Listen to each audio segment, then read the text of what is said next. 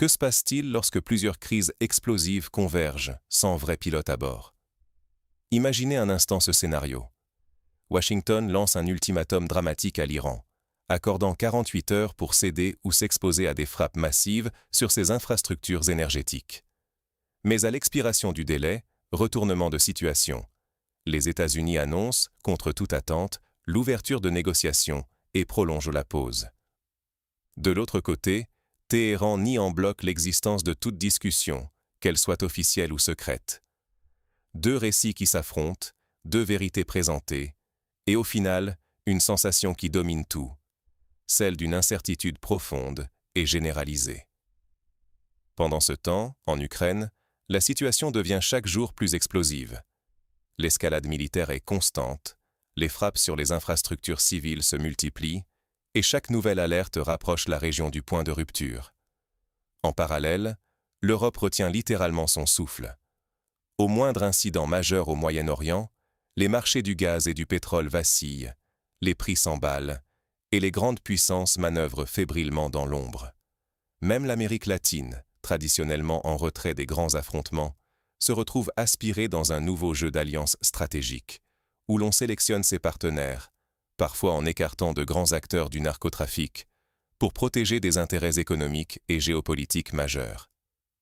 Derrière cette avalanche de discours, de menaces et de déclarations officielles, ce sont bien les enjeux énergétiques, financiers et de pouvoir qui dictent la prudence ou, au contraire, l'agressivité des gouvernements. Ignorer ces dynamiques, c'est prendre le risque d'une flambée incontrôlée des prix, d'une instabilité politique croissante, d'une menace sur la sécurité collective. Les conséquences, même à distance, peuvent nous toucher tous dans notre quotidien. Il est temps de plonger dans les faits, de décrypter les coulisses de cette actualité brûlante et de comprendre les véritables rouages du chaos mondial. Pourquoi la planète vacille-t-elle ainsi, sur plusieurs fronts à la fois? Partout, l'accumulation de crises façonne une époque sous tension extrême. À première vue, il s'agit d'événements séparés.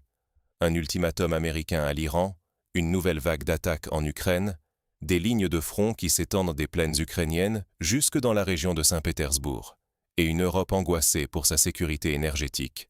Chaque baril de pétrole ou mégawatt d'électricité devenant un enjeu politique de premier ordre. Pourtant, tout est étroitement lié.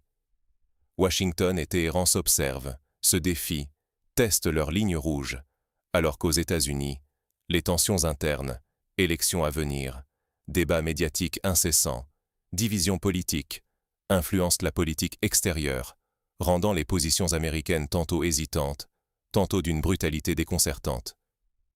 Qui pilote vraiment la diplomatie américaine? Les débats se multiplient, même au sein des alliés. Sur le front ukrainien, la guerre prend une ampleur inédite. Les 48 dernières heures ont vu plus de 500 drones ukrainiens interceptés au-dessus de vastes régions russes, des infrastructures énergétiques ciblées et détruites, des ports en feu, des coupures de courant qui plongent Kiev et des régions entières dans l'obscurité. L'escalade menace à la fois la stabilité de l'Ukraine, mais aussi l'équilibre du marché mondial de l'énergie, vital pour l'Europe, qui en dépend pour alimenter son industrie, ses transports et la vie quotidienne de millions de citoyens. Face à ces foyers d'instabilité, les chancelleries européennes et latino-américaines multiplient les initiatives diplomatiques, organisent des contacts secrets, tentent de désamorcer les tensions tout en restant en permanence sur le fil du rasoir. La moindre erreur, un message mal interprété, une opération qui dérape, et la crise locale peut devenir une onde de choc mondial, impactant le prix de votre carburant à la pompe, la sécurité de votre emploi ou l'avenir de vos économies. Penchez-vous un instant sur le bras de fer entre Washington et Téhéran. Il est révélateur des dynamiques profondes qui redessinent l'ordre mondial. Qui sortira gagnant de ce duel à distance? Et si le véritable objectif n'était pas l'affrontement militaire, mais une guerre économique d'une toute autre nature? Derrière les images impressionnantes de porte-avions, de missiles et de déploiements militaires, se joue un autre combat, moins visible mais tout aussi décisif. Le contrôle de l'énergie et des flux financiers mondiaux. Tout commence par cet ultimatum de 48 heures lancé à l'Iran. L'enjeu? Le détroit d'Ormuz, véritable artère vitale, par laquelle transite près d'un tiers du pétrole mondial. Washington menace de frappes ciblées sur les infrastructures énergétiques iraniennes. L'Iran, de son côté, promet de riposter, en mettant en avant sa position clé dans le marché pétrolier mondial et sa capacité à perturber l'équilibre des approvisionnements. Ce bras de fer s'accompagne d'une guerre de communication intense. Les Américains laissent filtrer l'idée qu'il existerait des négociations secrètes, suggérant une possible désescalade. Mais Téhéran dément fermement, dénonçant ce qu'il considère comme de la manipulation médiatique. Cette diplomatie de l'ambiguïté brouille complètement les cartes. À qui se fier? Les marchés, eux, n'attendent pas d'avoir la réponse. À la moindre rumeur d'attaque dans le Golfe, le prix du baril s'envole, la volatilité s'empare des places boursières et la nervosité gagne tous les secteurs. Voilà le cœur du problème. Chaque hausse soudaine du prix de l'énergie a un impact direct sur votre facture, votre pouvoir d'achat et la santé économique mondiale. Ce ne sont pas seulement les gouvernements qui s'inquiètent. Banquiers, industriels, investisseurs exercent une pression constante sur les dirigeants pour éviter un scénario catastrophe. Une rupture d'approvisionnement pourrait menacer profits, emplois et stabilité économique. Des milliers de milliards de dollars sont en jeu, des actifs pouvant perdre leur valeur en quelques heures si la crise s'aggrave soudainement. Et cette crainte est bien réelle. Le moindre incident, sabotage, attaque de drones, tension sur un port ou une raffinerie, a un effet domino immédiat. Récemment, un simple incendie sur un site pétrolier a suffi à perturber les transports et la distribution dans plusieurs pays. Les infrastructures énergétiques européennes, déjà fragilisées par la guerre en Ukraine, sont encore plus vulnérables à ce genre de choc. L'Europe, dépendante du pétrole passant par Ormuz, mais aussi des ressources russes, se retrouve coincée entre deux fronts, obligée de jouer la carte de la prudence diplomatique tout en affichant sa fidélité à Washington. Ainsi, lorsque la Maison-Blanche hausse le ton contre Téhéran, Paris négocie discrètement pour garantir la sécurité du détroit, Londres affiche sa volonté d'assurer la liberté de navigation et l'OTAN soutient publiquement les États-Unis. Ce n'est pas simplement une question de solidarité, c'est aussi une bataille pour contenir les prix, rassurer les marchés, éviter que la crise énergétique ne se transforme en bombe à retardement pour l'économie mondiale, déjà fragilisée par l'inflation et le spectre d'une récession. Mais cet équilibre est de plus en plus fragile, car sur un autre front, l'escalade militaire en Ukraine amplifie la pression sur le système. Voyons comment ce second foyer complique encore la situation. L'Europe peut-elle survivre à une guerre d'usure et à la coupure de ses artères énergétiques? C'est la question obsédante qui hante les chancelleries du continent. Sur le terrain, la guerre en Ukraine entre dans une phase d'escalade sans précédent.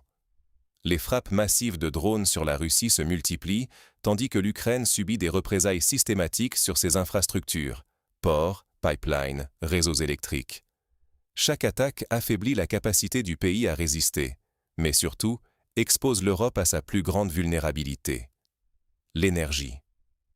Depuis des mois, coupures de courant, blackouts tournants et menaces sur l'approvisionnement en gaz ne sont plus des scénarios hypothétiques, mais une réalité quotidienne.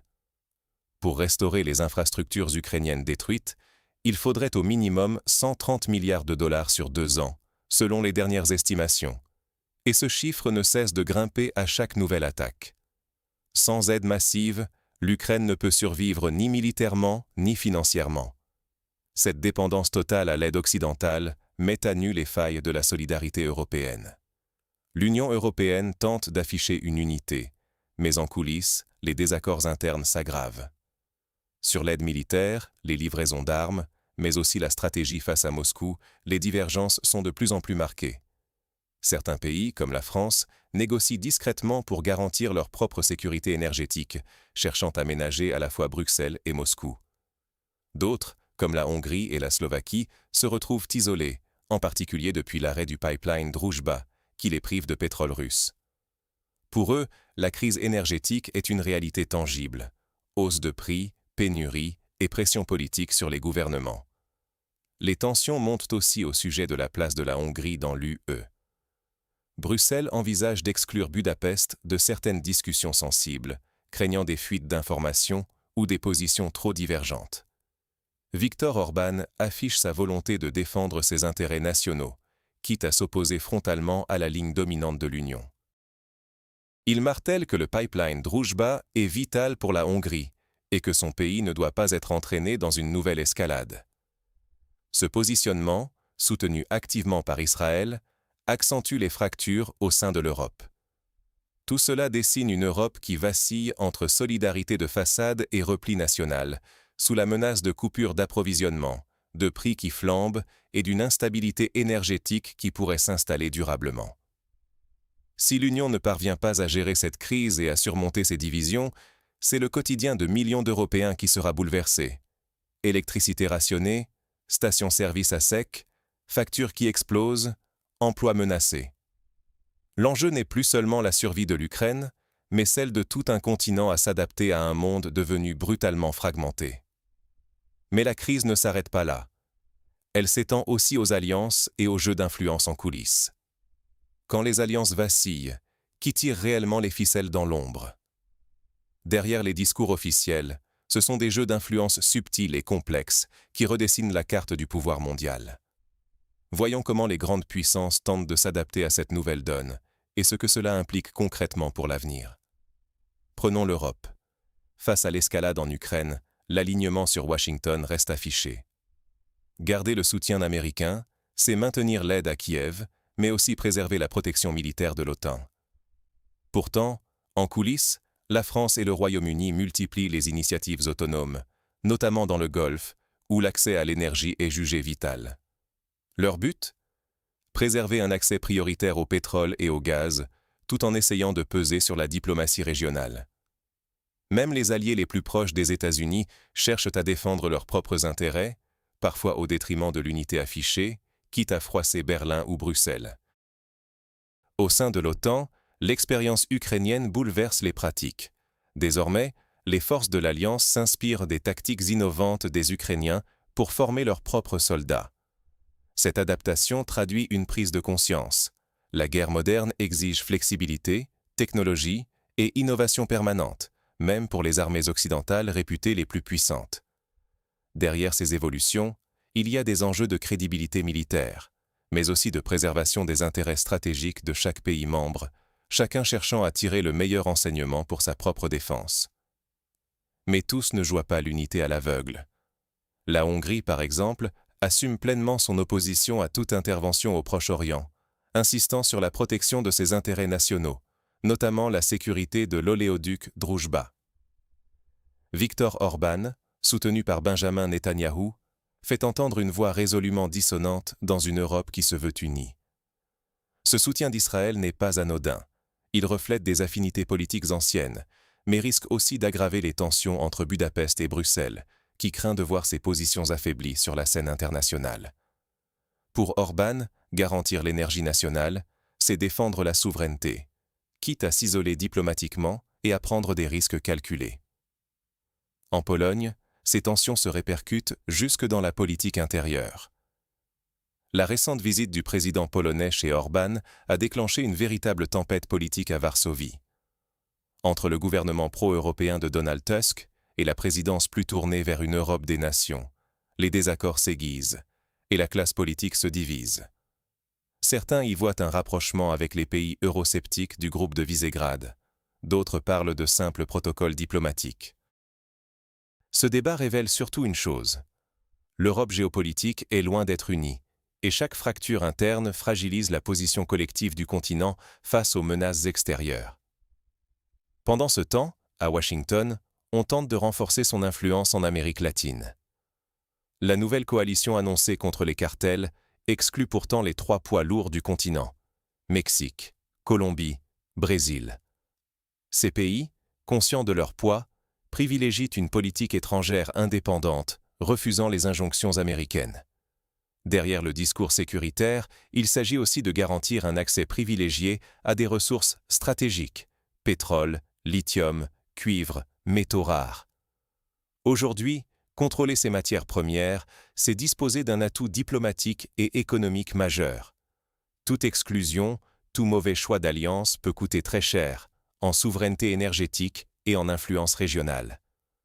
En résumé, chaque acteur avance ses pions, souvent en contradiction avec ses alliés, cherchant à maximiser ses intérêts face à l'incertitude. Mais à ce jeu dangereux, le moindre faux pas peut entraîner une perte d'accès à l'énergie, une marginalisation politique, voire menacer la sécurité nationale. Sommes-nous prêts à en supporter les conséquences?